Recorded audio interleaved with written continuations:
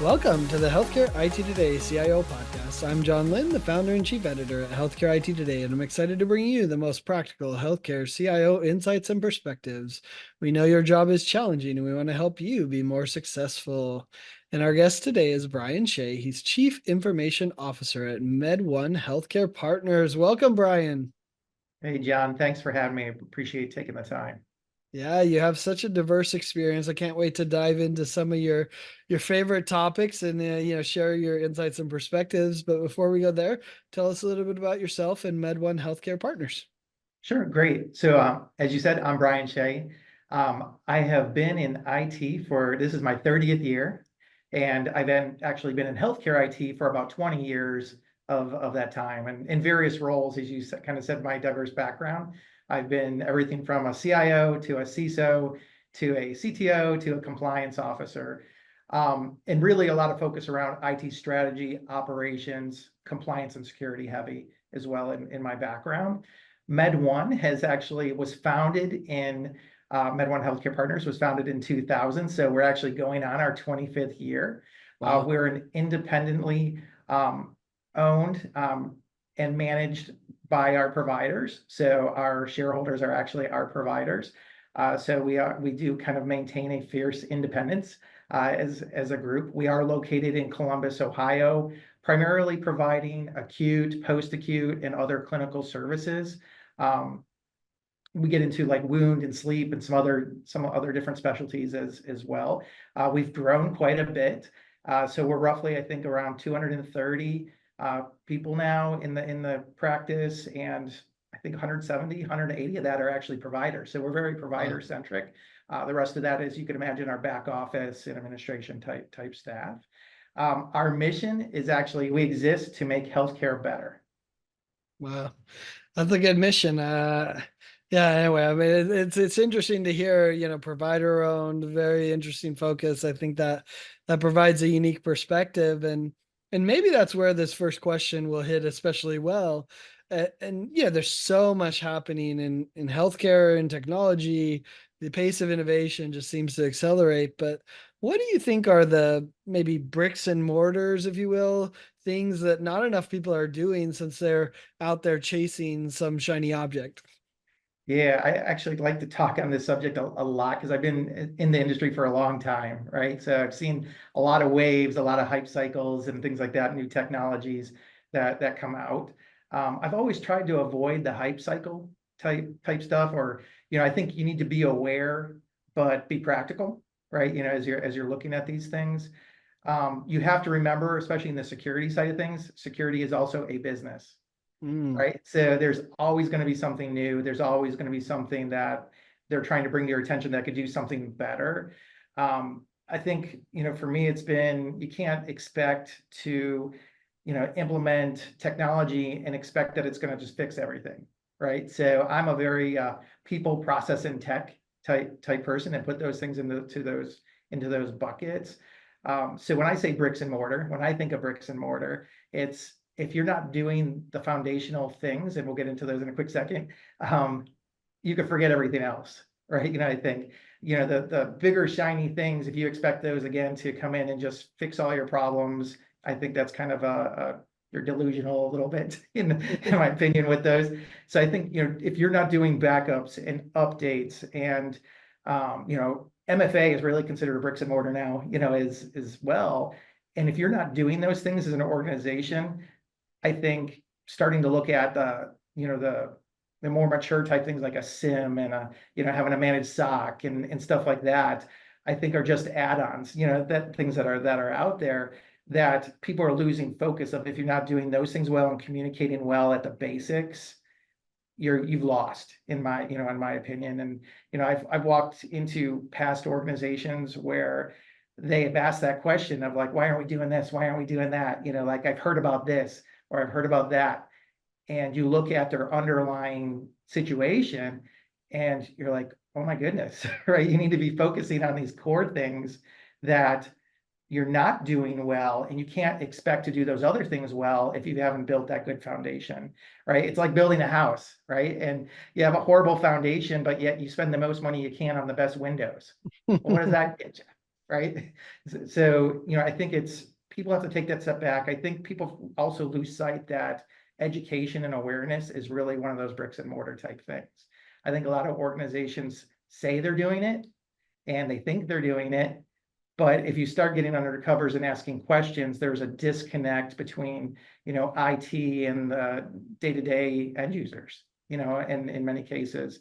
And so that's why I consider that awareness and security, I mean, from education perspective, is a bricks and mortar in my eyes as well. But, those basics that you hear about backups, patching, and a lot of people, again, think they're doing it or they have a good plan in place, but do they really? Right? When you get under the Never covers, you start tested looking at it. it, right?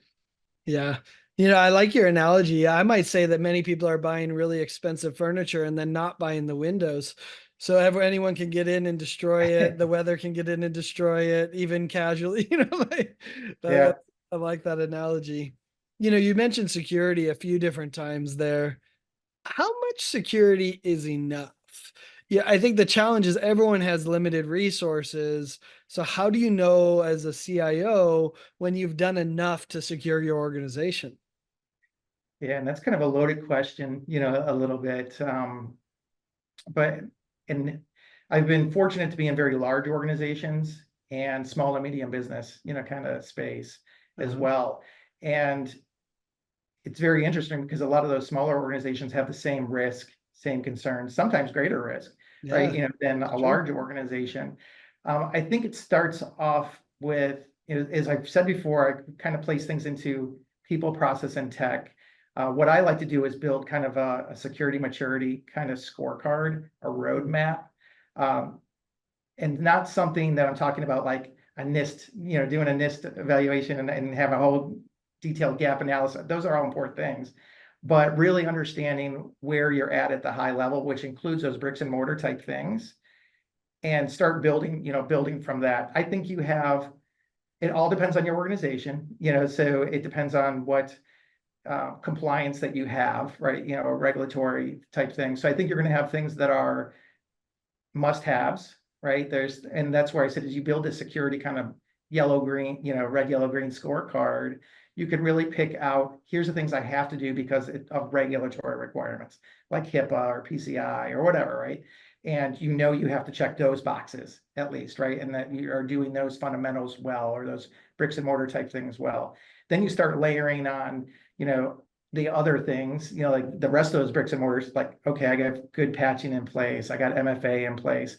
And then you could start building off of that. You start getting data loss prevention and SOX and, all those kind of things of, well, do you need to do those? And at what level do you need to do those? As you could spend infinite amount of money and security, and whatever that you could get from a funding perspective, you could spend. Right. So there's plenty, as we said, vendors that are willing to sell you products that that will meet your needs potentially, right? Or help you do something. So I think it's making it very transparent and making it real with that scorecard. I use that as my foundation, right? And I kind of build from there. And then you could start, I'm all about layers in security, right? I don't think it's anything that you could do any one thing and that fixes it, right? So I think as you have that scorecard, you could over time add layers. You pick off the key components that you have to do, right? And I think that are high level type things that, as we said, like MFA, right? In my eyes, again, that's a bricks and mortar type thing now. If you to protect, the access into your systems. I also think that um, it's, as I said, telling the story of what is your real risk.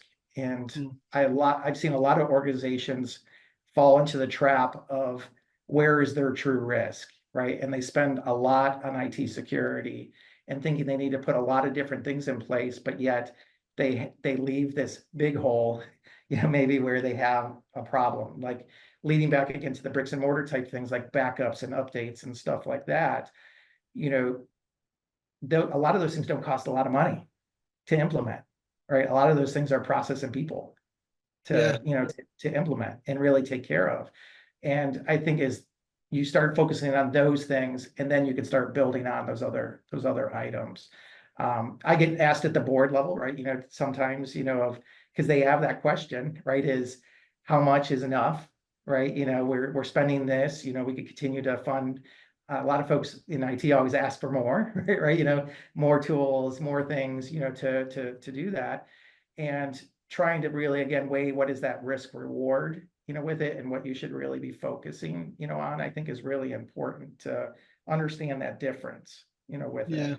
Um, It's a tough balance though, right? I mean, I'm thinking of my brother. He worked in data center reliability, and he said, "Yeah, we have 4 nines now," and they're like, "We want 5 nines," and he's like, "All right, do you know the cost associated with going from 4 nines to 5 nines, and does that, what is it, 12 minutes of more reliability? What does that translate to the business? Maybe it does make sense in some cases, maybe it doesn't in others." I think that's what you're describing for security as well, right? Okay, we could create the highest level security by this package that, monitors our email, whatever, and then you have to evaluate, okay, well, what's the risk if I don't, if I do get a phishing thing, and what's the risk if I don't, and, and then evaluate it. And maybe you'll say, yeah, I do need the email one, because that one's a risk. Our people are a risk, but maybe I don't need the highest end AI log monitoring solution that just came out to understand, et cetera, right? I think yeah, that's the evaluation you're trying to do, right? I agree. And I think it's understanding what are the true risk points to your organization, and every organization's a little different, right? What type of data are you storing? What type of data are you processing, or what type of data that you're accessing? Um, I think it's critical in kind of laying out. We all know that, high risk things are potential risk of ransomware, right? Or business email compromise, or someone clicking on a link is most likely how something may occur, from a high percentage of risk in an organization. There's a lot of other risks and a lot of other attack vectors. Mhm. But if you spend all your time focusing on an attack vector that maybe has a smaller probability, you're again missing the bigger picture, biggest bang for the buck, Yeah. maybe in your organization. Well, and you talk about people, process, technology.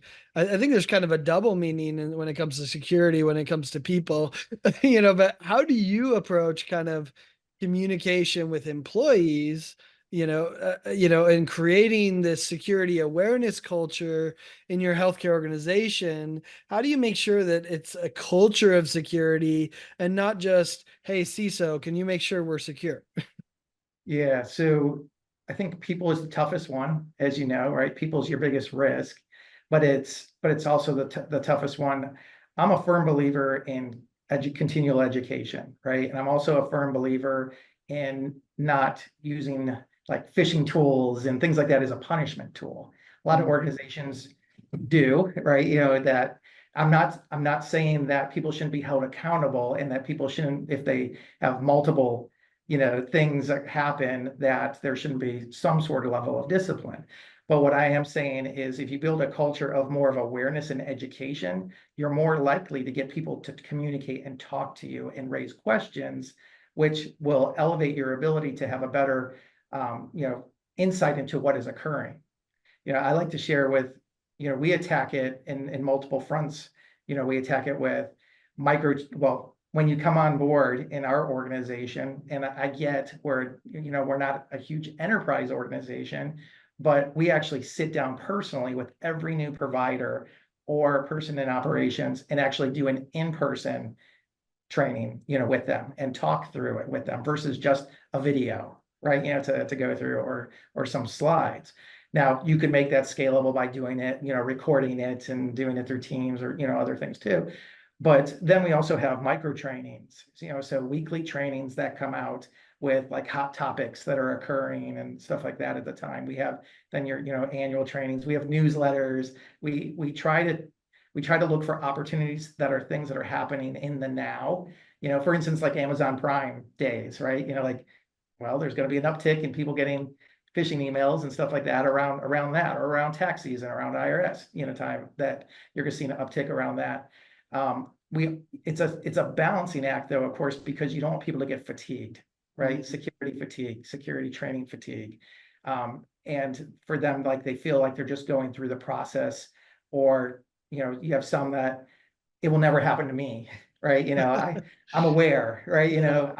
I'm not going to click on something, those, correct me if I try to use the message more of it could happen to anyone and it takes just one click, right? It just takes one thing, one bad scenario in your organization for a downstream impact, right? So the biggest thing for us is trying to make it real, trying to have open conversations, continuing to look for different ways to do it. So as I said, through video, through newsletters, through, email, how do you get to the people, right? Because in many cases, they may be just deleting your email that you're trying to educate, them on out just being out of cautious, they're deleting more than maybe than what they need to be.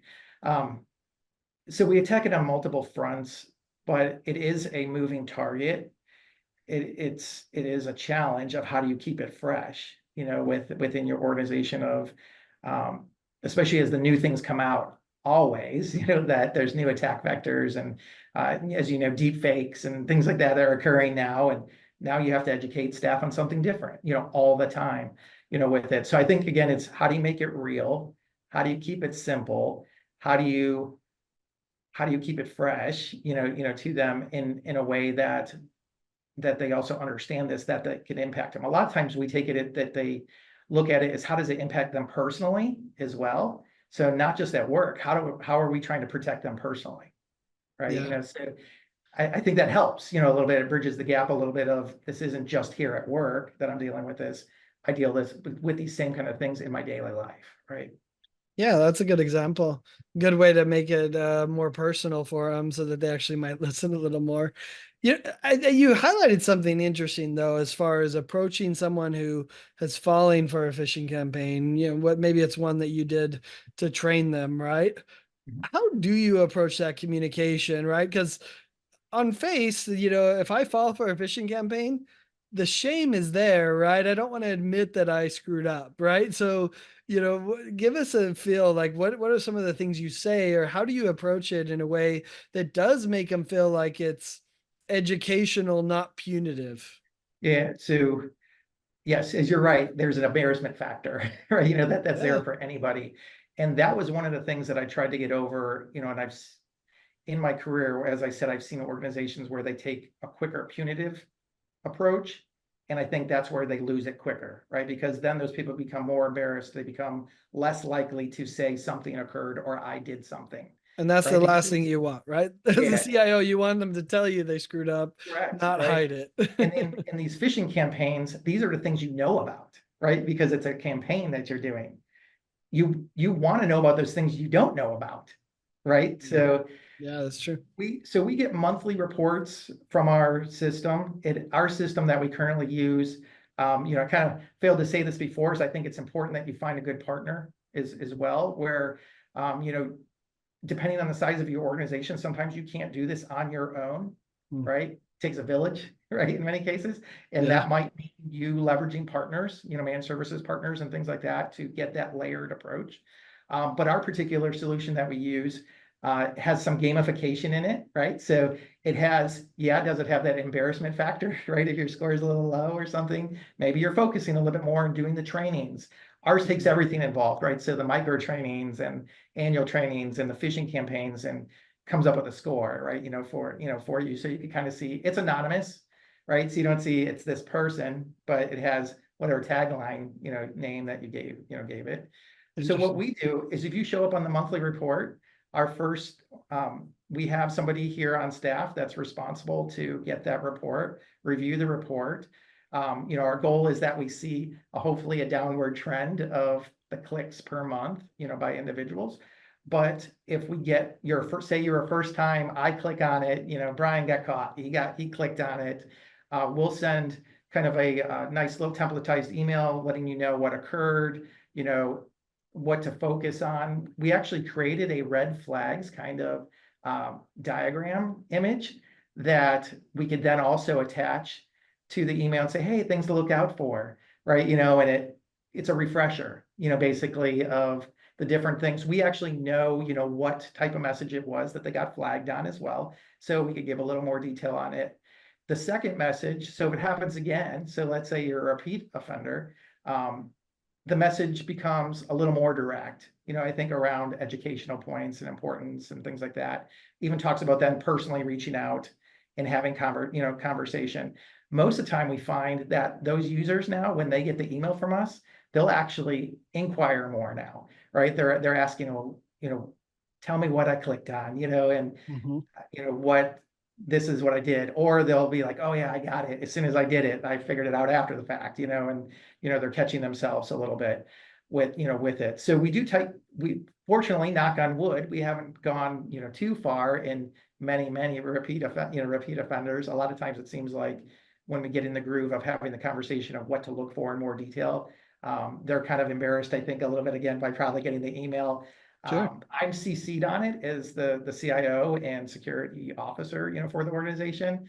I'm CC'd on it so they could see that it has eyes, on it. So even without saying anything, bad or negative, that they've done something, they know that, oh, as an organization, we're watching it. Maybe I need to watch this a little bit closer. I use the phrase a lot in some of those communications of slow down to go fast. And that could be used in a lot of different things, but especially in email as well. That slow down to, everybody says, well, I get hundreds of emails, right? Yeah, and I got to get through them. But the reality is if you slow down, you're protecting yourself a little bit more. And what is it garbage or do I need it to actually respond, to these type of Yeah. things? So Brian, you have to be a little vulnerable here. Have you ever been caught? Did you ever click one? Did you ever show up on the report? Tell us the truth. I have not showed up on our report here, but I would tell you that I have come close to probably some emails that they look, pretty accurate, and like Yeah. you might be waiting on something. We have a good example of, I think of one that was close was um, some of them are DocuSign type things. Well, we get DocuSign type things. You might be Yep. expecting something in your actual business workflow. But there's those little key things, right? That again, if you don't slow down, you could potentially, Says the name of your assistant. I mean, they're getting so sophisticated now and being able to target you in a way that you would normally, like you said, a DocuSign from your assistant that you would normally sign, they'll be able to do it. Anyway, I jokingly asked yeah, that because any of us could do it, right? Like knock on wood for we're all vulnerable. yeah. And I'm one of those people that says it just takes again one click. It could happen to anybody, right? Yep. And so we're definitely trying to, as you can tell for the conversation, is we definitely focus a lot on education and awareness and how do we get people to really understand the impact of what they do, right? And what could happen. Yeah, absolutely. As we were preparing for this, I learned that you guys are 100% in the cloud. You don't have the on-site data center, which definitely changes your role as CIO. But how is it to be 100% in the cloud? What did it take to get there? Talk to us about some of the pros and cons of being there, because I think most organizations aren't, right? They're still a hybrid. Talk to us about what it's like to be 100% in the cloud. Sure. And I think a lot of it, again, depends on your organization, right? For Mm. sure. And as I said, I've been in very large organizations that have multiple data centers that's a longer, more difficult journey sometimes based on um, the different systems that they have Sure. involved. MedOne was actually founded, as I said, in 2000, but we were actually founded by a software developer and a doctor, right? So we have some technology roots Okay. in our organization. So we've always had a lot of focus around application development and just kind of forward thinking in the technology space. So we targeted it just like a lot of other organizations do that kind of start through the journey, targeting office, the back office type products. Anything new that came into the organization, then we started looking at, should this be SaaS based? Really as a software as a service versus us maintaining it and owning it. So we kind of started peeling away those pieces and parts for our system. Some of our applications were actually born in the cloud. Mm, So, they were developed in the already out there, keeping in mind that we didn't necessarily want to build out that architecture ourselves, with it. sure. The pros have definitely been, I don't have that architecture, internally to manage and update. We focus primarily on our network availability and that our tools could be accessed from anywhere at Mm, any time, which allows for flexibility, of course. It doesn't tie you to a physical presence or office space or things like that, depending on, if you have outages and stuff like that. Now, on the other side, right, we've put in our eggs all in a basket, right, a little bit. We hope that basket is spread out, a little bit, sure. that minimizes our risk in what we've done in the architecture. But if something were to happen in that cloud platform, we could be at risk, right? For sure of some disruption. So I think having a good business continuity and disaster recovery kind of planning and mentality wrapped around that, I think it's not one of those things you could put it out there and forget about it, right? It's still yours. You're still responsible for the data. You're still responsible for securing it and compliance and access, maybe just at different levels, of it.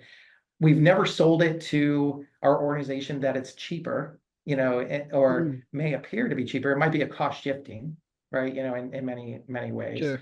Um, it depends on how you look at it. If you go out that 3 to 5 year mark, you can get a better idea of what your true costs are. It's allowed our IT staff, this is again another double-edged sword. It's allowed our IT staff to focus on more business impacting driver type applications, where I call our internal IT more like specialized IT. Mm, And then I've also operationalized. So a lot of our operational type items, we leverage partners. So we leverage managed services partners, of course, different SaaS solutions and stuff like where we're leveraging their teams and stuff. But where that double-edged sword is internal skill set around the cloud architecture. So we have individuals that maybe didn't work in a cloud architecture before. They were used to on-premise environment, and now they are managing this more virtual type environment from more, from a security and networking and server resource. It's not necessarily a physical server now, but now you might be managing resources a little bit differently. So it's a different skill set, that you need to have. Some of the negatives again are cost management. I think you have to have better visibility and controls of, you could apply whatever you want to it and throw as much resources as you want, but as you know, that can become very expensive. So I think there's a little more conscious in balancing performance and cost, in it.